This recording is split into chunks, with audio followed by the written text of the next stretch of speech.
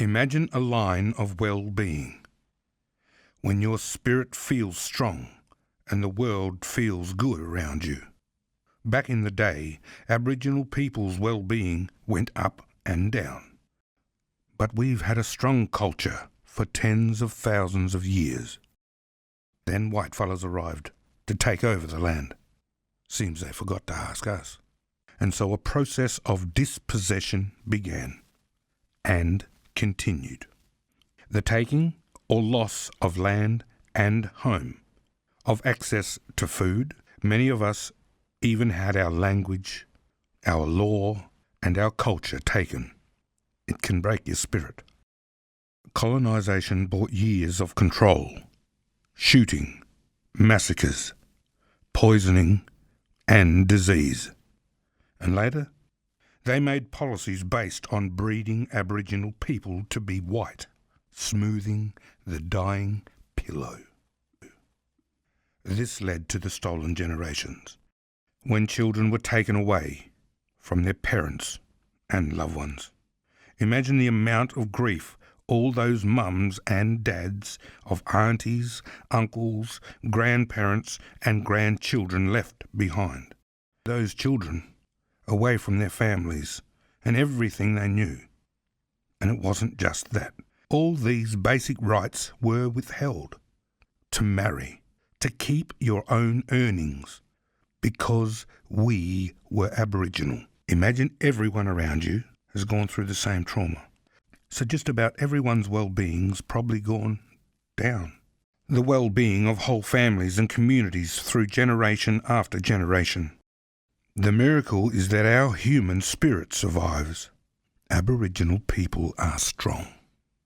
Slowly, those policies and practices began to change, so that today we are on this journey of healing and re-empowerment. So there's plenty of Aboriginal people with strong health and well-being, but there's still too many of us where life is hard.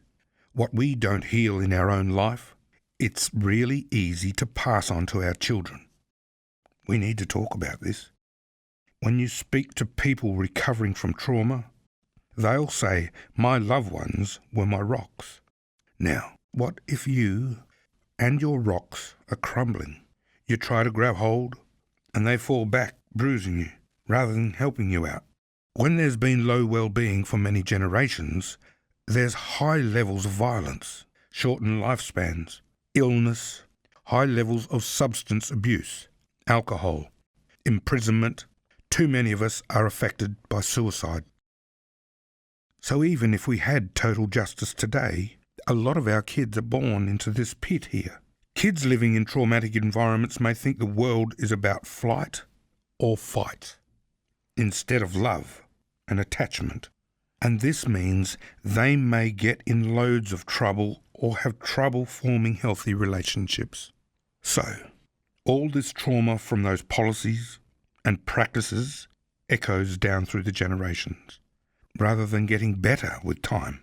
Like I said, plenty of our mob are way up here, but we've got links down into this pit. We can spend our lives trying to pull people out, and it's really easy to get pulled back in.